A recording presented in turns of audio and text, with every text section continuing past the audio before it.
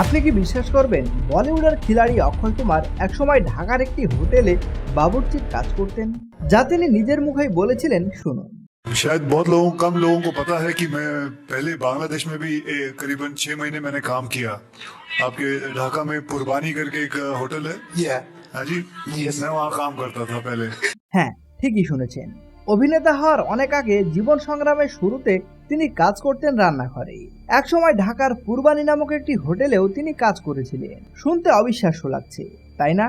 আজ যাকে আমরা সুপারস্টার হিসেবে দেখি, সেই মানুষটাই একসময় অন্যের জন্য রান্না করেছিলেন নিজের স্বপ্নকে বাঁচিয়ে রাখার জন্য। কোনো কাজকে তিনি ছোট মনে করেননি, বরং সেই কাজই তাকে শিখিয়েছে শৃঙ্খলা, পরিশ্রম আর ধৈর্য। আমরা অনেকেই কাজ শুরু করতে অলসতা করি, লজ্জা করি, কিন্তু সফল মানুষেরা শুরু করে, সে যেখান থেকেই হোক। মনে রাখবেন, কোনো কাজই ছোট নয়, ছোট হলো আমাদের চিন্তা। আর আজই শুরু করুন, কারণ আপনার গল্প একদিন অন্য কারো কাছে অবিশ্বাস্য মনে হবে।